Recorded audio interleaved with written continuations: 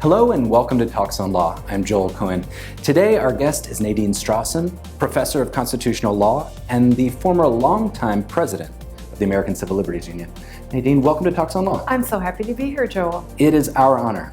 And I guess let's start with getting the cards on the table. Are you on social media? No, I'm not. Okay, so you're speaking very conveniently for others here. I am speaking based on reading constantly about what is on social media and the problems that, quite frankly, deterred me long ago from going online. So maybe you were I'm ahead online. of the curve. I do email all the time. No but Facebook? I was really concerned about privacy problems. I'm a member concerned of about privacy and advocate for the ACLU. I guess I see the connection. But in all fairness, I completely understand why so many people have to, as a practical matter, be on Facebook, Twitter, all the major social media platforms. Certainly, if I were still president of the ACLU, I would have a professional responsibility to do that. Now I have the luxury of being more selective in my online communications through email. But there's absolutely no doubt that social media are the name of the game, as the United States Supreme Court said in a unanimous opinion in 2017. There is no longer any debate about what the most important platforms are for the exchange of not only communications among individuals, but for exchange of information and ideas with government officials. Yeah, with the president tweeting and exactly. candidates tweeting or commenting. And of course, it's picked up by the mainstream traditional media too. So that's how I get it. What was that case? So the case was called Packingham versus North Carolina.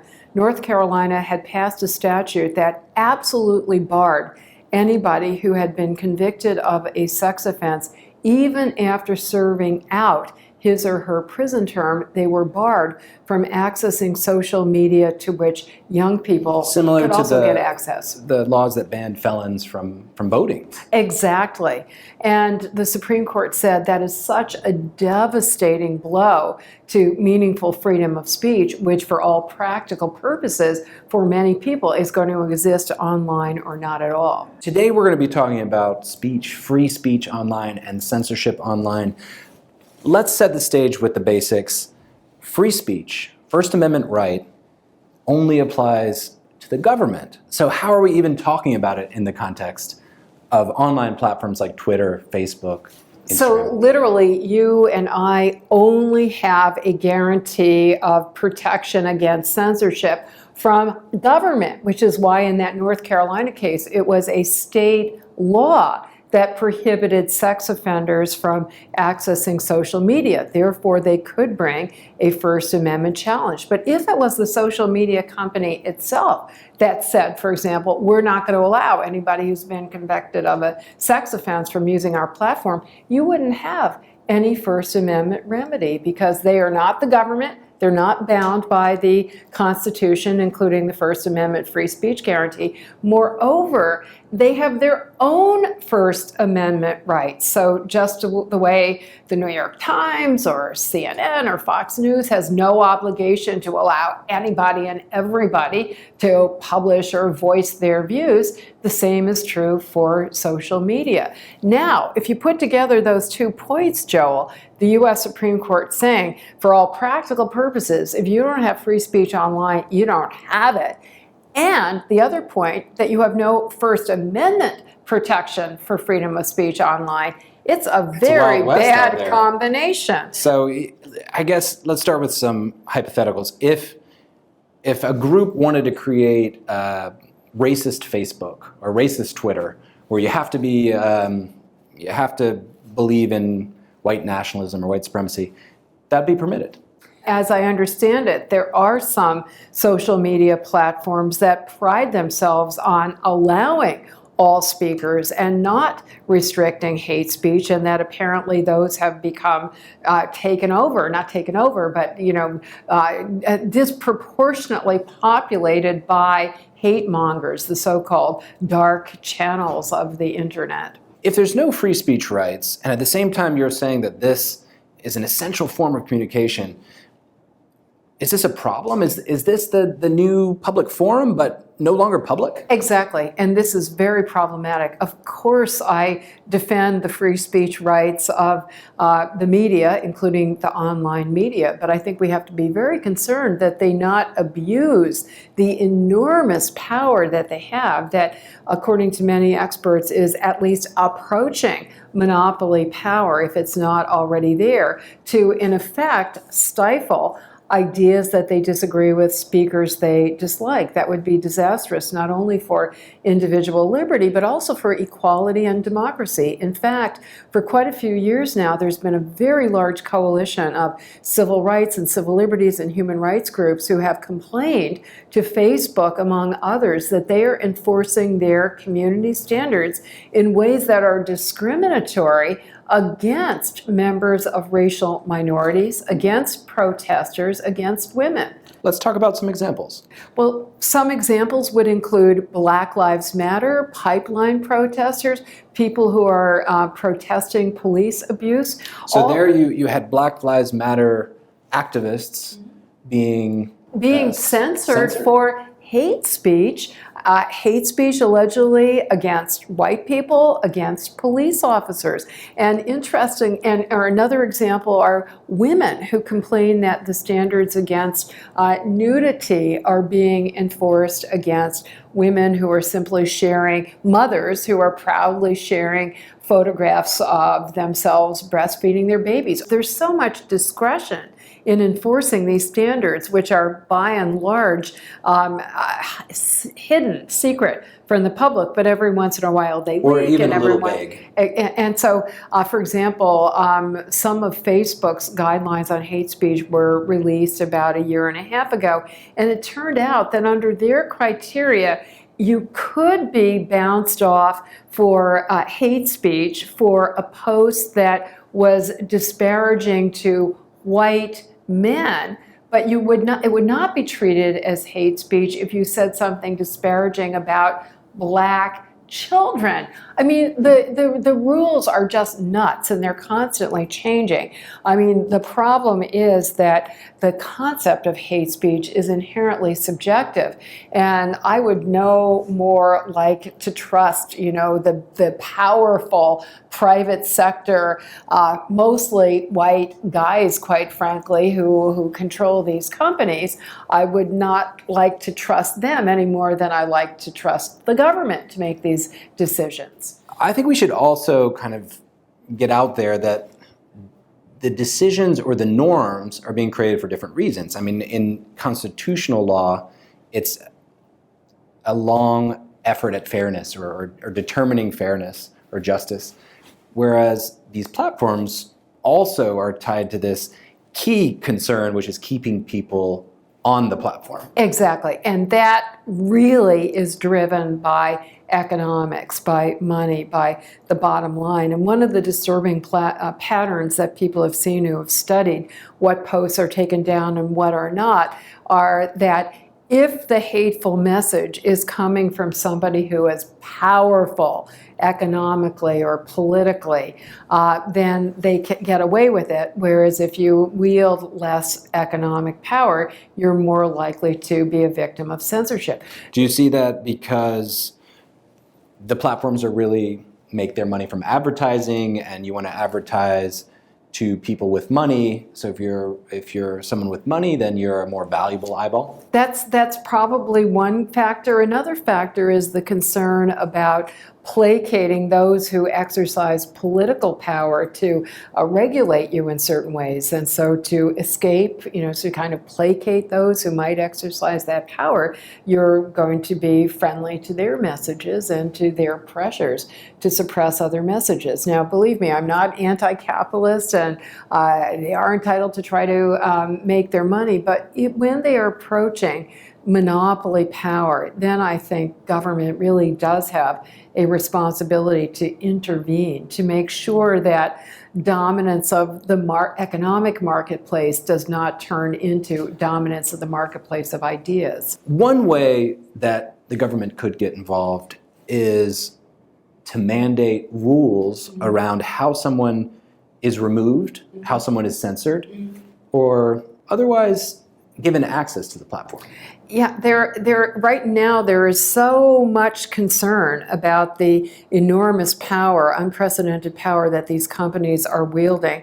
We're seeing a lot of investigations and efforts and discussions by governments all over the world, not just in the United States, by international agencies, by academics, by foundations, of how do we reduce the potential downsides and maximize the enormous potential upsides of these media. And I guess that should be, we talked about the Supreme Court emphasizing how important this is, but as you mentioned, this can be critical. It can be the way that a potential candidate reaches the electorate. And let's face it, I talked about how Black Lives Matter is being, and women activists, feminists are complaining that they're disproportionately censored, but the Black Lives Matter movement could not have taken off were it not for social media. And the Me Too movement and Time's Up could not have taken off without the social media. So I really do want to emphasize that it is by no stretch of the imagination all negative. I think it's a net positive, but we have to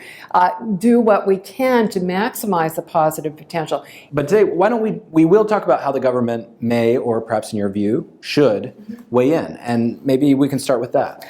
I think it's very encouraging that Congress has had a number of hearings trying to call to account and a sense of responsibility the leaders of these social media companies who have admittedly massively violated privacy, who have wielded power disproportionately to silence certain speakers and to amplify other speakers, who have done great damage or facilitated great damage to democracy itself through facilitating interference with our electoral processes.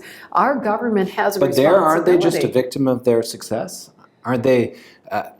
It wouldn't be a concern to you if they weren't so popular. People made the same point about the oil companies and the landline telephone companies a generation or so ago.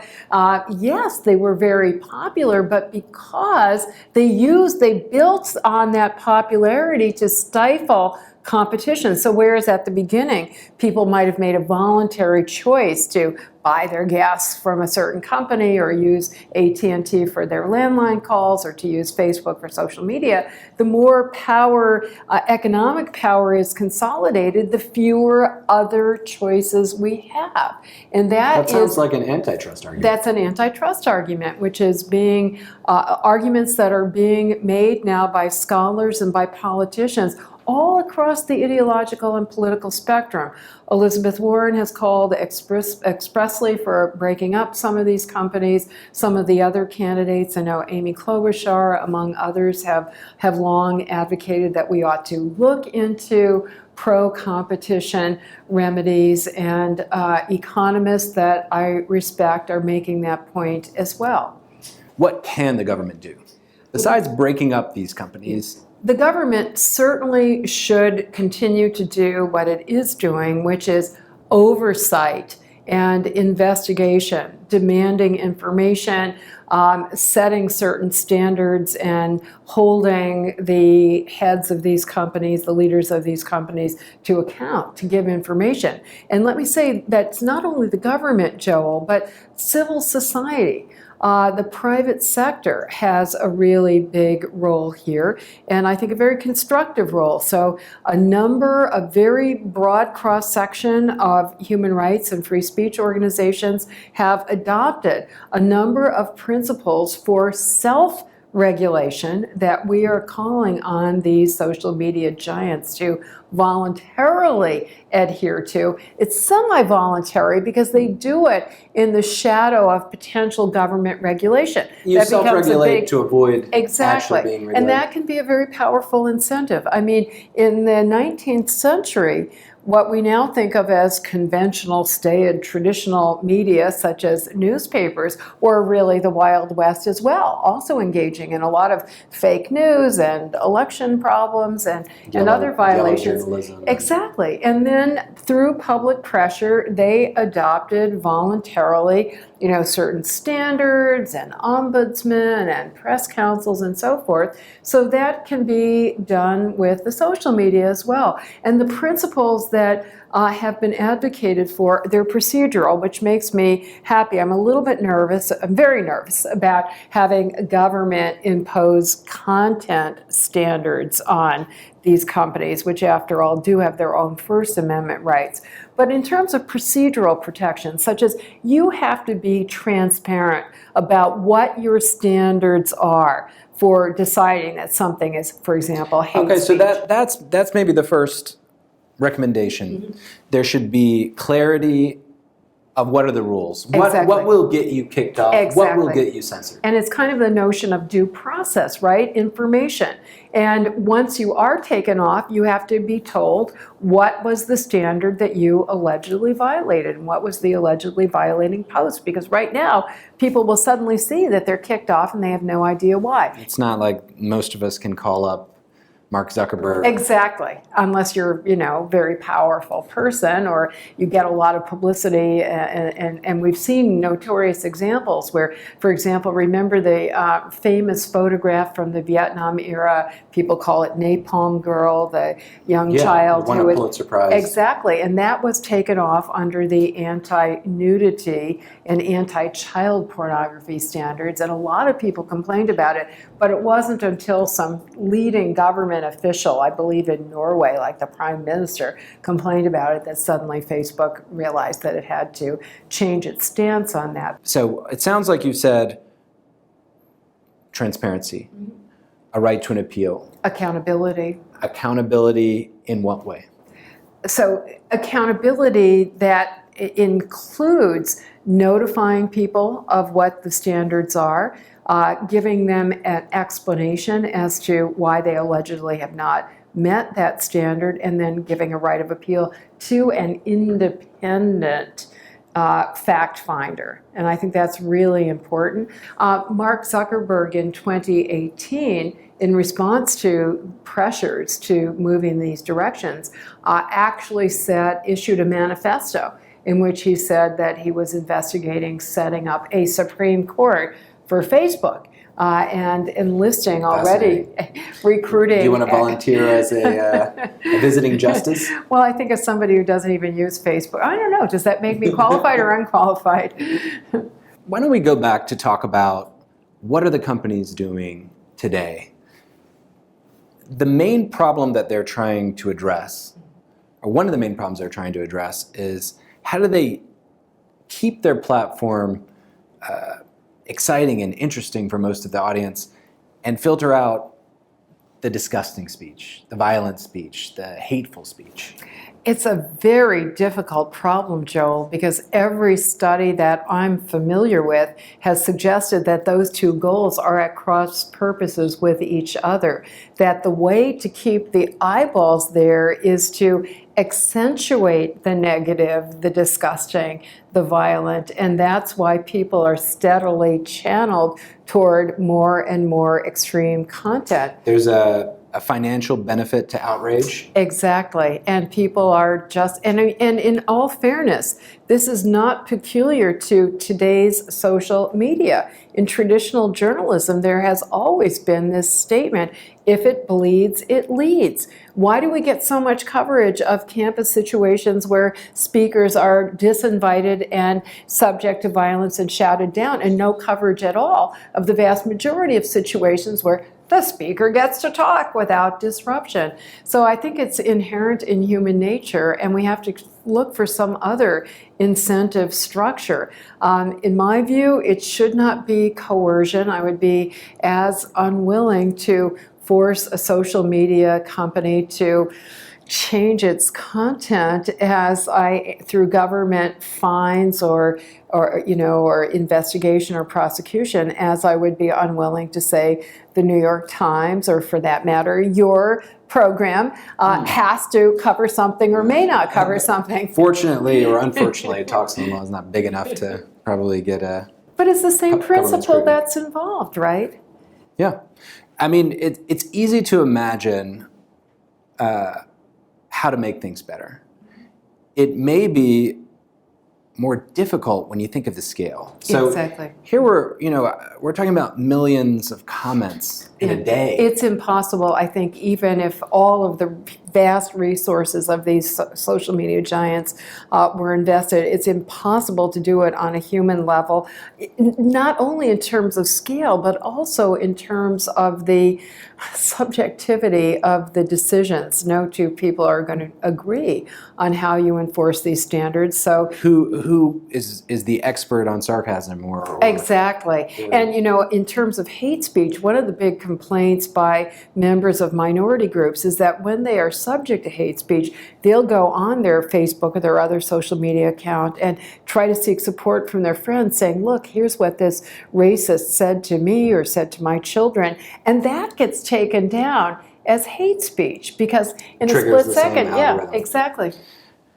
So again, it sounds like you're saying the companies should be transparent, and even as they're making mistakes, they should be clear as to what's going to garner a censorship, and then an appeal process. And exactly. And in terms of us human beings, us individuals, ultimately that's where the responsibility lies, because there is no way that social media, or for that matter, the world, are going to be scrubbed clean of offensive, outrageous, obnoxious ideas. And we can and must learn ways to not allow that kind of expression to have an adverse impact on us. I'm very heartened by the fact that social psychologists and other mental health experts say that all of us can learn to develop resilience so that if we're subject to disparaging hate speech, it doesn't have an adverse psychological or emotional or physiological impact on us, that all of us can learn certain cognitive behavior techniques to reduce the attempted adverse hard impact. To do. When you see some of these awful things that are said online, I understand. You've seen them, exactly, right? I can see how you'd have a visceral reaction. But there's no way we're going to scrub the world clean of it, especially if you think of the important political speech that contains some of those disparaging stereotypes, whether it's Donald Trump mouthing off against a whole litany of people, or whether it's Hillary Clinton talking about a basket of deplorables, or even Barack Obama, who was so famously diplomatic, made a very stigmatizing comment about people who were seeking solace in God and guns, right? Remember that? So, and I'm not criticizing these officials. Fundraising. Yeah.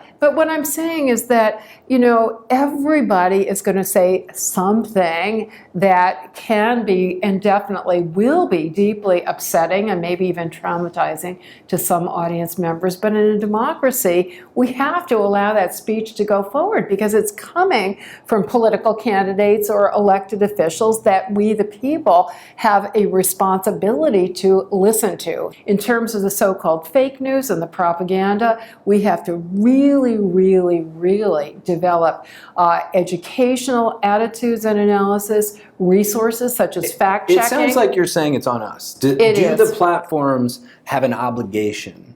Do they have an obligation beyond just providing good UX, good user experience, to tamp down on fake news? They have a it's a social responsibility at least. I don't think it should be a legally enforceable responsibility. But so is the New York Times, right?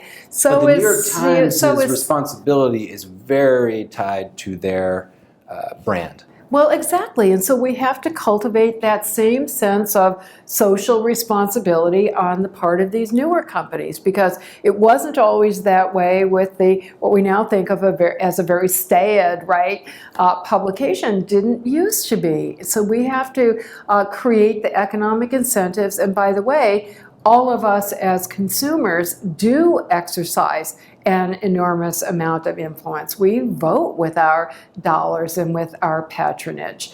And we also have to train people to get information take advantage of the positive side of the internet, right? I don't have to depend on any intermediating source. If I want to learn about human rights, I can go to a human rights organization or activist that specializes in a particular issue in a particular country, and most of them now have newsletters, so you can go to original sources and get much more detailed, accurate information than we used to be able to get before the advent of the internet. So maybe along with civics, there should be a how do you get your news course? Exactly. Or how do you learn online? And this is, believe me, this is proliferating all around the country, starting at very young levels. You know, librarians are involved, teachers are involved, foundations and civic organizations are involved.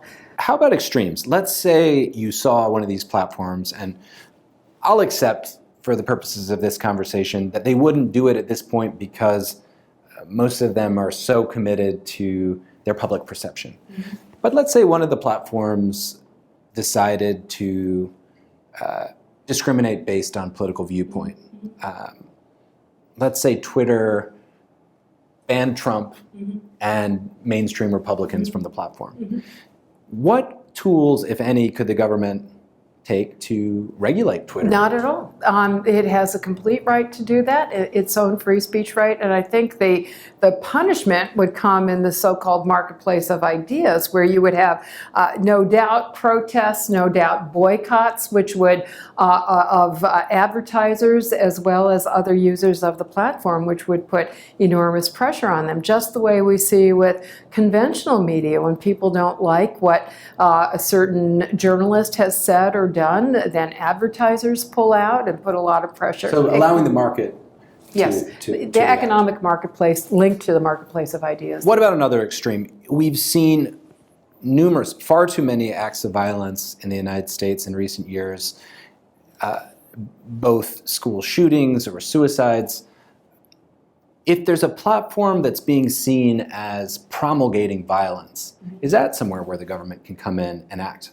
Even advocating violence is protected speech. It is only intentional incitement of imminent violence that can be punished or prevented, and then only if that violence is likely to happen imminently. It's virtually impossible to satisfy that standard on any kind of mass media. So there have been many lawsuits that have been brought against all kinds of media, whether television or movies or music, videos, on, have been sued for allegedly triggering a particular school shooting or a particular copycat crime. And there is evidence that particular people were persuaded to commit a crime by something they read or saw. Famous cases of people who read Crime and Punishment, a classic novel, and went out and reenacted it.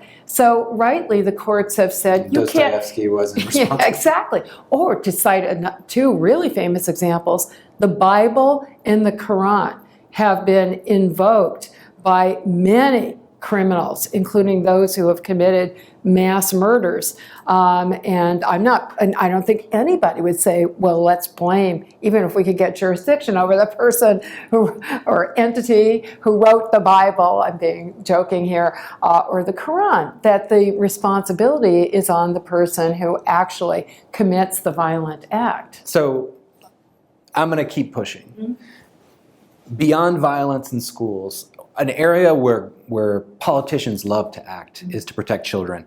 Here, we have seen some local level anti-cyberbullying laws protecting children from hateful speech that they may see on the platforms. Is this something that you see as permissible under the Constitution? So, Joel, I want to make a basic point here, which is that the social media platforms themselves are not responsible for even unlawful expression that is put on their platforms by third parties, by other speakers. So if someone over there posts on Facebook something that's illegal speech. Right, like obscenity or defamation, Facebook is not In the United responsible States. in the United States because of a federal statute that Congress adopted by wide margins when the internet was new, precisely to encourage the platform. Section 230? Section 230 of the Communications Decency Act to create incentives to allow voices to flourish on the internet without the self-censorship that would be result from liability on the part of the platforms. Now, as to whether somebody who is going on a platform to engage in cyberbullying could be prosecuted for that, that actually depends on the details. If the cyberbullying is targeted at a particular individual or perhaps a very small group of individuals, and if it is persistent and actual pervasive. harassment under the law. Exactly. It's a synonym for harassment, and it has to be targeted. It can't just be a general statement that people who belong to a certain group are to be disfavored. But if it's naming you as an individual, and if it's sufficiently pervasive and long-standing. And I made clear that it's unwelcome. Exactly. Okay, so it sounds to me like we have a problem, which is some disgusting or unwelcome speech online, and no real solution. Or a multiplicity of solutions. Multiplicity of but solutions. Nothing's a magic bullet, right? Speech always can cause a lot of harm. And that's Well, I not know that new you're today. a true believer in combating speech with speech. Exactly, because I think it does even more harm to empower the government or a really powerful private sector entity to make decisions about which speech is sufficiently harmful that it should be suppressed. I would much rather trust we the people than either Big Brother or the bros of Silicon Valley. Well, maybe that's a good place to wrap up. Professor Strawson, thank you so much for joining us today. Thank you so much, Joel. It's great to be here. It was fun. It was fun. And thank you for watching Talks on Law.